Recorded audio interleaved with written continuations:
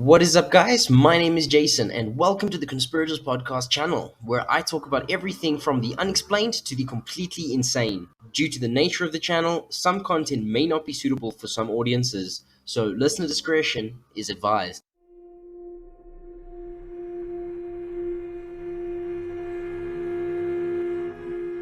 Alright, guys, so for today, we're going to be diving into what is a missing 411 case to give everyone a bit more information about it, and maybe for those who don't even know what a missing 411 case is, to shed some light on the topic and, hopefully share my passion and get you guys as interested in this as I am. So, to start off, what is a missing 411 case? So, basically, this refers to an unsolved missing person case within national parks that seems to just, be out of the ordinary. It's not a normal standard missing person's case. The name 411 originally actually came from the directory that was created around these specific cases, and 411 was the number that you would call in the States to actually get hold of this directory. Now, the way all of this started out was a guy by the name of David Politis was talking to an off-duty a park ranger, and he was expressing his concern and his worries about some of these cases that just seemed to defy logic and conventional explanation. They just were questionable in nature and didn't make any sense. Now, David Politis, being a former police detective, obviously dived into this and took this project on himself and found the, as I said, questionable nature to be quite concerning.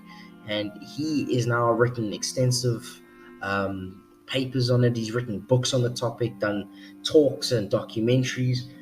There's a whole wide range of things out there now on this topic, thanks to this David Politis, and these directories have been created, and there's a lot more cases coming up, but they still feel there are so many out there that haven't even been uncovered yet. But for my side, obviously, like I said, I've done quite a bit of a deep dive into this. I can listen to these stories for hours. I do extensive research into it. It is just so fascinating. I thoroughly enjoy the missing 411 profiles and cases and stories, which I'll obviously be sharing with you guys throughout season 1. So I hope you're as excited for that as I am. Now, with these cases, what differentiates them from a normal missing person case is a profile that has kind of been drafted over or throughout the investigations that has kind of brought about these unexplained or questionable natures and the unexplained, unlogical nature of these cases. So I'm going to go through that profile with you now, just basically touching on each of the points. And after that, I'll be going through some of the theories around these as well. And so to start it off with the profile, obviously not every case will tick off every single one of these profile points. It's more just if a case ticks off enough of these points, it starts to become more of a missing 411 case rather than a standard missing persons case. Now, the first point that they've actually looked at here is your intellectual spectrum. Now, a missing 411 case on these spectrums is part of the outliers, not necessarily your average range. So it'll either be like your individuals who are on the higher end of the spectrum, so like extremely gifted with intelligence, or extremely skilled. So people, this will also refer to people who are either highly trained, and this is their profession or their lifetime hobby, or this is a lifestyle they've grown up in, like your rugged outdoorsmen, your Marines, your people who've grown up in the outback wilderness or whatever it be. That'll be like your higher end of that spectrum. So people who are almost second nature when in this environment. Then the obviously other end of the spectrum is those who have intellectual disabilities. And, it just makes no sense why someone of that capacity would be in that situation. The next point would be your physical extremes. Again, from people on the higher end of the spectrum in peak physical condition, in the utmost prepared and physical well-being just being at its most perfect like kind of capability for that scenario. And then obviously the other end of the spectrum being those who are physically disabled or physically not supposed to be in that situation either. Another point that they've looked at is a lot of these cases that fall under missing 411, they have found people to go missing during the mid to late afternoon times, as well as there being geographical clustering. So that's another point that they look at, that they found geographical clusters of where these people have gone missing, which I'll touch on in one of the stories I'll be telling you later on in the season, because one of the theories is that there is this cave system or network throughout the American parks that is basically one of the reasons why people go missing in these areas, and they believe there are cave systems that allow for people to be abducted. But we'll talk about that in a later video, which it's going to be quite exciting. Another one is what they call inclement weather. So basically where all of a sudden when the searches are conducted, weather either prohibits the search, as in grounds Air Force units send searchers back indoors, or just makes it almost impossible for the search to continue, or at least makes it extremely difficult. That's everything from raining, flooding, snowing, fog, all of this that can also like increment or prohibit the search from continuing. One interesting one that they have found is people that fall into the category of missing 411 generally go missing near large bodies of water, within boulder fields and in berry fields, like these fields of like berry bushes, which obviously ties in with other theories that I'll obviously chat to you guys about near the end of this podcast. When they do on some occasion luckily find the missing person alive, it's been found that with these particular cases that people either have no memory or no recollection of going missing. Like there are stories where people go missing for 3 days, but in their mind they were gone for merely 5 to 10 minutes, and it makes no sense. People have no memory or recollection of actually going missing for these extended periods of times, and some have no recollection of actually having gone missing at all. Another one is where people go missing, and they know they went missing, but they have surreal, like really weird surreal narratives of what actually happened. There's one where this kid goes missing and he tells his whole story to his parents, and like this is a little kid of like 3 years old, tells his whole story about how his grandma, which is no longer with us, like she was dead, had found him in the woods and taken him to a cave. But like it just makes no sense. These surreal, unexplained narratives, that obviously I'll tell you that story at a later stage, but freaky stuff that these people come back with, these stories of what happened or where they went, and it's just unexplained. Like it just cannot be logically explained. Now, sometimes obviously people aren't found, and when they are found, sometimes they aren't alive. And yeah, one thing that they found is a lot of the time with missing 411 cases, there is no cause of death. The person is simply found, or sometimes not found, and there is no cause or obvious cause of death that is, visible. There's not like torn up clothing or bones or anything, that kind of shows that this is what happened to the person. And that obviously does lead to very mysterious or curious circumstances around those. Also, people will be found in an area that has already been searched extensively. Either the bodies will be found or people will be found still alive. In literally, they'll be searching or doing their grid search in an area, and when double or triple checking locations that they know for a fact that there was no one there previously, and they're with utmost confidence, they can say they looked there and this person was not there before.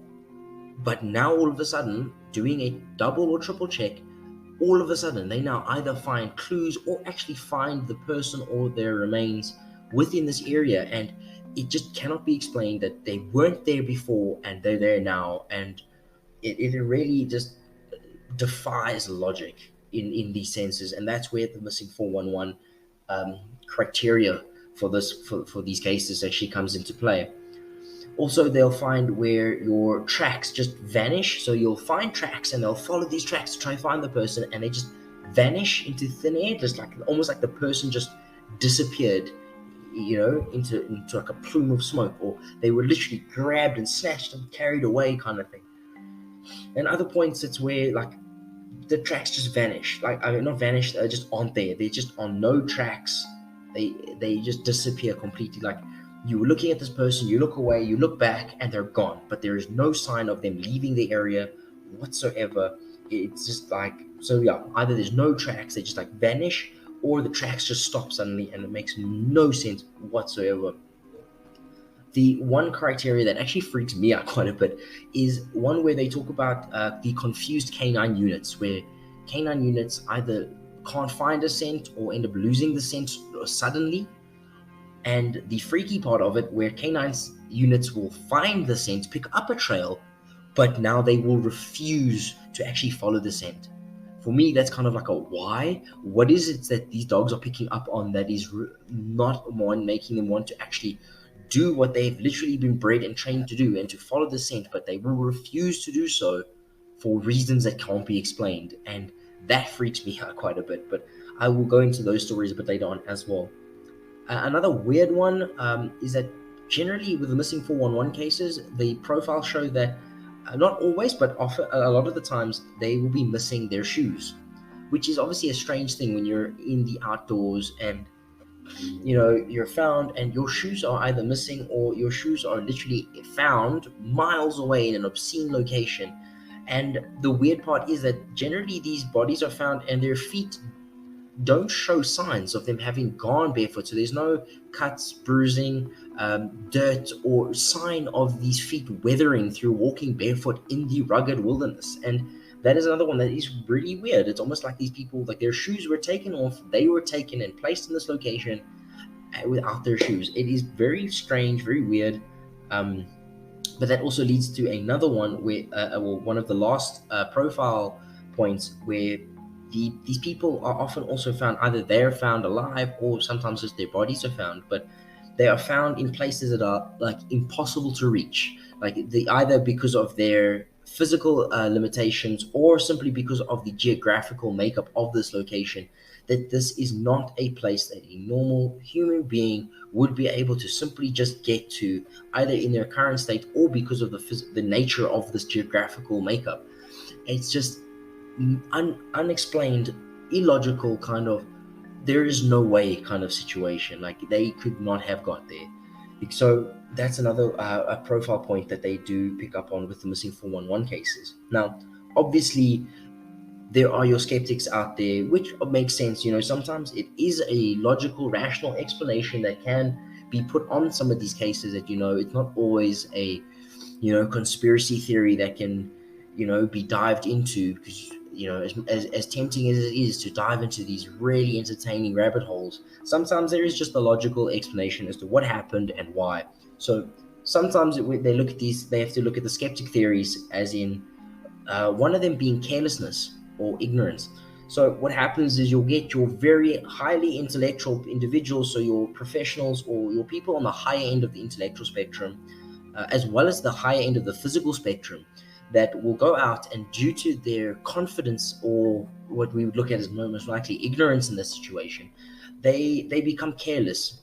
They become so confident in their abilities that they actually lose that focus of how dangerous these situations can be. And due to this carelessness, things can go wrong very quickly in the outdoors, and this leads to people who should not have gone astray, or people who should have just been able to go out for a normal routine hiking trip or camping trip, and this results in these people going missing, or something going severely wrong and them not making it back. And obviously that picks up in flags as missing 411 because of the intellectual and physical spectrum, and sometimes other profile points will tick, but then it just comes down and boils down to a point of pure carelessness or ignorance of the situation, that just things just went wrong too fast for them to recover, and that's what resulted in it. Another cause, another theory behind why sometimes it is just unexplainable, illogical kind of, you know, behavior of these people. Like, this makes no sense. Like, when people remove their shoes or remove their clothing, or literally just end up in the most obscene places that just don't make any sense, can be explained very simply by hypothermia. So one of the symptoms or results of hypothermia is immense confusion. So people will be in like blistering cold environments, like in the icy, chilling snow, almost like blizzard weather, and they will fall victim to hypothermia. And while succumbing to this, the confusion takes over, and these people will start removing their clothing. They will remove jackets and footwear, and when you look at it from a logical point of view, you kind of think like, this makes no sense. Why would someone in their right mind do this? Especially these individuals on the higher end of the intellectual spectrum. It makes no sense. Must be missing 411. Not all the time. Sometimes it is just a simple case of hypothermia took over, and due to carelessness, sometimes as well, and resulted in unexplained weird behavior of certain people. Like I said, which is a very rational, logical explanation of why these things happen. Another very common one is actually criminality. Criminality being obviously either escaped convicts or people that are just trying to take a chance, people that are wandering through these parks that will see, an easy target, a wandering hiker or camper. They take a chance. Things either just to try their luck, and things go wrong, and things escalate, or someone who is out there for the intention to do harm to lone hikers. And obviously, this is the day and age we live in. This is the world we live in, and unfortunately, it's a sad reality. Another would be suicidality. I hope I said that right. But basically, it is not uncommon for people who have just decided that they are at their end and no longer wish to continue, will go off into these parks and decide, you know what, that is it. I'm done. I'm going to tap out, throw in the towel, and this is the way I'm going to go out. I mean, I'm trying to think of the name of the forest, but there's that forest in Japan, which is most commonly known as the suicide forest, which got its name because of the fact that people who have decided they are no longer willing to continue with life decide to go to this forest simply with the pure intention of, ending everything and coming to terms with that they are done. And that is also a sad reality, but one that doesn't lead into conspiracy theories, supernatural, or paranormal. It's simply a case of logical, rational kind of, suicidality, unfortunately. Now, obviously, there are cases that fall outside of these skeptic theories that cannot be explained through carelessness, hypothermia, criminality, suicidality, and just, people have dubbed these theories and have gone in depth into the research on these theories, and some people dedicate their lives to them. And yeah, sometimes, these theories are what lead for individuals like myself, and hopefully all of you listening, to dive into this because of the interesting, curious, mysterious nature of them. One, obviously, being one of the conspiracy theories I will be doing in later seasons, but extraterrestrials. Some people believe that missing 411 cases are a result of extraterrestrial encounters, where people disappearing, tracks just ending in the middle of nowhere, unexplained disappearances, and people being found in obscene remote locations or impossible to reach locations. The no memory or surreal narratives, people being found without shoes and stuff like that. All of these different things, and the same thing with geographical clusterings. Could be literally due to extraterrestrial encounters and abductions. That is one of the believer theories that we'll be covering, obviously, in later seasons as well.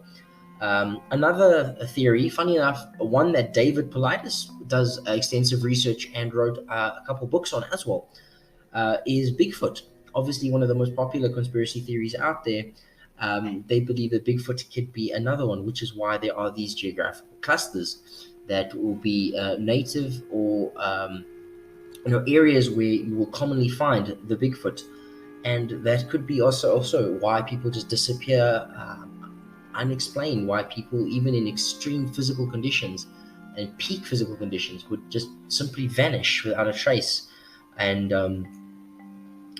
why they'd go missing in boulder fields or in fields of berry bushes or near large bodies of water, where something like a Sasquatch or one of these mysterious creatures would probably reside, obviously due to physical needs of the creature itself.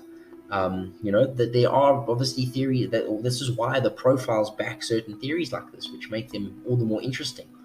One that I want to do more research into, and I will obviously be taking you along that on that research journey with me, is one known as the Glimmer Men. I'm not going to give too much away because it is a very interesting topic that I do want to dive into in maybe another season or another episode. But yeah, if you want to look up more about that before then, obviously take a look. Otherwise, we'll keep an eye out for an episode where I will do on the Glimmer Men.